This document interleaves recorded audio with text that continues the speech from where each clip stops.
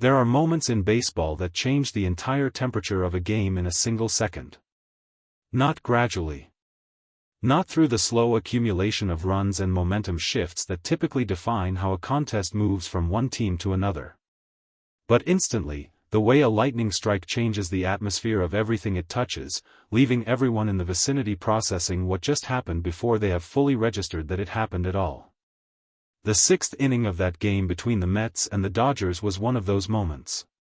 What began as a competitive, tightly contested game between two of baseball's most scrutinized franchises became something else entirely when the replay review concluded and the umpires gathered at home plate with a decision that nobody in that stadium, nobody on either bench, nobody in the broadcast booth, nobody watching from the stands, was fully prepared for. The penalty that followed was severe. The reaction from Mets catcher Francisco Alvarez was immediate, explosive, and almost impossible to believe.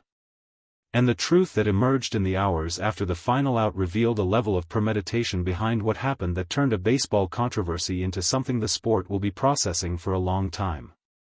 This is the full story of what happened in the sixth inning. And it begins not with the contact itself, but with everything that was planned before the first pitch of that inning was ever thrown. The most sophisticated forms of foul play in professional baseball are never obvious in the moment. They are designed not to be. They are constructed carefully, executed precisely, and wrapped in just enough ambiguity that the people responsible for enforcing the rules cannot immediately distinguish between competitive aggression and deliberate misconduct. What the Mets constructed going into that sixth inning was exactly this kind of layered strategy. And the reason it took a replay review to expose it fully is precisely because it was designed to survive the first level of scrutiny. Shohei Ohtani approaching the plate in the sixth inning was not a surprise to anyone in that park. The at-bat had been anticipated since the lineup cards were exchanged before the first pitch. When Ohtani steps into the box, regardless of the inning or the score or the situation, the entire competitive calculus of the opposing team changes. He is not simply a dangerous hitter. He is the most dangerous hitter in baseball at his best, and the psychological weight of his presence at the plate creates pressure that ripples through an entire pitching staff and catching unit in ways that are difficult to fully quantify. The Mets knew this. They had prepared for this at-bat specifically. And what the replay review later revealed was that the preparation had gone far beyond pitch sequencing and location planning into territory that crossed lines the sport considers fundamental. When it occurred, the initial reaction in the stadium was confused rather than outraged. The contact between Ohtani and the Mets battery, catcher Francisco Alvarez and the pitcher on the mound, happened in a sequence that was compressed enough and visually ambiguous enough that the crowd's response in the immediate aftermath was more murmur than roar. The first piece of contact involved the pitcher. During Ohtani's at-bat, a pitch came inside, significantly inside, in a way that made contact with Ohtani's body. On its own, this is a routine occurrence in baseball. Pitchers miss their spots. Pitches run in on hitters. It happens dozens of times every game across the major leagues. The umpire issued no immediate ruling beyond awarding Ohtani first base, and the game appeared to continue in its normal rhythm. But the replay cameras had captured something that the human eye at field level had not fully processed. The pitch had not missed its spot. The movement on the ball, visible only when the footage was slowed and examined from the outfield camera angle, showed that the pitch had been directed, deliberately and with precise intent, toward Ohtani's body. Not toward the strike zone with natural movement that carried it inside. Toward the batter himself. And then, almost immediately after the pitch, while Ohtani was absorbing what had just happened and beginning his walk toward first base, Francisco Alvarez made contact of his own. A physical interaction, brief, quick, and disguised within the ordinary traffic of a catcher rising from his stance, that the plate umpire had partially obscured by his position. It was the kind of contact that requires a specific camera angle to see clearly. The replay provided exactly that angle. What the review showed was that both pieces of contact, from the pitcher and from Alvarez, were connected. They were not independent events occurring by coincidence in the same at-bat. They were sequential components of something that had been planned. When the umpires called for the replay review, the stadium understood that something significant was being examined. Replay reviews in baseball carry a certain theatrical weight: the pause in the action, the gathering of officials, the wait for information to arrive from the replay center. Fans read that weight instinctively, and the reading in that stadium was clear. This was not a routine call being checked for accuracy. This was something larger being investigated. The review took longer than typical reviews. Considerably longer. And as the minutes passed, both dugouts emptied partially onto the steps, players leaning forward trying to read whatever signals might be visible in the body language of the umpires gathered at home plate. When the crew chief finally turned to the press box microphone to announce the decision, the word that preceded everything else was the word that changed the entire meaning of what had just been witnessed. Intentional. The ruling was that the contact, both pieces of it, had been determined to be intentional. Not aggressive. Not borderline. Intentional. And the penalties that followed reflected the severity of that determination with a directness that left no room for misinterpretation. The pitcher was ejected immediately. Not warned. Ejected. The language of the ruling made clear that the replay evidence had removed the threshold question of intent from consideration entirely. There was no debate about whether it was deliberate. The review had answered that question definitively. And Francisco Alvarez, for his role in the sequence of contact that the review had uncovered, received a penalty that went beyond the field, a suspension that would extend beyond the final out of that game and into the games that followed.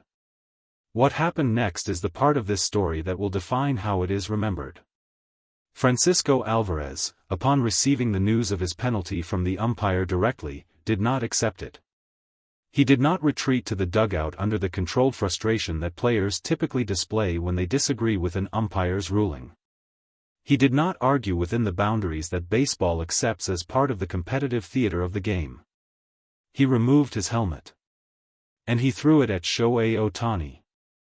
The moment the helmet left Alvarez's hand, the stadium transformed. The murmur that had defined the crowd's response to the earlier confusion became something entirely different, a collective sound that combined shock, outrage, and the specific disbelief that arrives when a professional athlete does something that breaks through every understood boundary of competitive behavior. Ohtani, who had been standing nearby as the umpire delivered the ruling, moved instinctively. The helmet did not make full contact. But the intention behind the throw was as visible and unambiguous as anything that had been captured on the replay footage that preceded it. Alvarez was not venting frustration randomly. He was directing it specifically at the player whose at-bat had triggered the entire chain of consequences now descending on him. The benches cleared. Both dugouts emptied onto the field in the organized chaos that baseball bench-clearing incidents always produce, players and coaches streaming forward, coaches grabbing players, veterans positioning themselves between the most volatile participants. The umpires moved quickly into the spaces where escalation was most possible. Through all of it, Ohtani remained composed in a way that the players around him later described as almost incomprehensible given the circumstances. He had just been the target of a thrown helmet from a player whose frustration was entirely self-created by his own actions. The natural human response, the one that nearly every person in that stadium would have understood completely, would have been anger. Visible, justified, proportionate anger. Instead, Ohtani stepped back. Kept his hands at his sides. And let the situation resolve around him without adding a single degree of heat to it. In the hours after the game concluded, as the penalties were formally processed and the baseball operations machinery of both organizations began working through the consequences of what had happened, information began emerging from sources close to the situation that filled in the pieces of the story that the replay review had not fully addressed. The contact had not been spontaneous.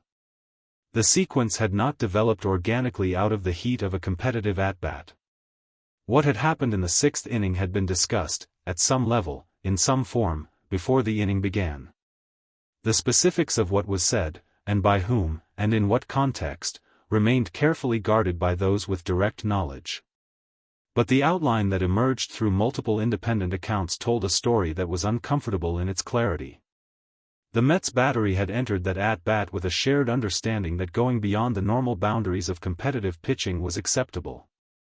That the potential benefit of disrupting Ohtani, physically, psychologically, or both, outweighed the risk of consequences. This calculation, wherever it originated and however it was communicated, was catastrophically wrong. And the people who made it found themselves, before that sixth inning was over, paying a price that reflected exactly how wrong it was. What made the revelation particularly significant was what it said about the broader environment in which the Mets were operating. When players feel authorized, explicitly or implicitly, to cross lines that the sport considers fundamental, the failure does not belong only to the individuals who cross them. It belongs to the culture that made crossing them feel like a viable option. When Ohtani spoke to the media after the game, the questions he received were sharp and pointed in the way that questions always are when journalists sense that a story has multiple layers still waiting to be uncovered. They pressed for reaction. For assessment. For the kind of direct commentary about his experience that would give the story another dimension in the following day's coverage. What Ohtani gave them was not what they pressed for. He spoke about the game. About the at-bat. About his team's performance in the innings that followed the sixth-inning chaos. He acknowledged what had happened in the language of someone who has processed it and placed it in its proper proportion, significant, worth addressing, but not consuming. And then he said something that the reporters in that room did not expect and did not immediately know how to use in their coverage. He said that he hoped Alvarez was okay. Not physically, the helmet throw had not resulted in injury to anyone. But as a person. Because what Alvarez had done in that moment was not who Alvarez is as a baseball player. The pressure of the situation, the weight of the penalty, the collapse of a strategy that had failed completely, these things create moments where people act in ways that do not represent them. And he did not want a moment like that to define how Alvarez is understood going forward. In a stadium that had just witnessed one of the most extraordinary displays of targeted aggression in recent baseball memory, directed at Ohtani himself, Ohtani's instinct was to extend something generous toward the person responsible for it. The reporters in that room wrote their game stories. They covered the ejection, the suspension, the helmet throw, the bench clearing, the replay review, the penalties. All of it was covered thoroughly and well. But the sentence that appeared most often in the stories filed that night was the one about Alvarez. The one where Ohtani, having every reason to say something entirely different, chose instead to say something that reflected a quality of character that the chaos of that sixth inning had somehow made even more visible than it would have been otherwise. The events of that sixth inning, from the planned contact to the replay review to the severe penalties to the helmet throw to Ohtani's post-game words, did not happen in isolation. They happened in a sport that is actively negotiating questions about competitive boundaries, about the treatment of opposing players, about what is acceptable when the pressure of a game reaches a certain level. The Mets' foul play, and the response it generated from the umpires, from the baseball operation structure, and from Ohtani himself, will become a reference point in that negotiation. Not because it was unique, baseball has seen foul play before, and it will see it again, but because of who was at the center of it and how the person at the center of it chose to respond. Ohtani did not allow what happened in the sixth inning to become a story about victimhood or grievance or the injustice of being targeted. He acknowledged it, processed it, and then directed the conversation toward something more useful and more honest. He pointed toward the person who had done something wrong and expressed, without condescension or performance, that he hoped that person would be okay. That response, calm and generous and utterly genuine, is why the sixth inning of that game will be remembered not primarily as the moment when foul play was exposed and penalized.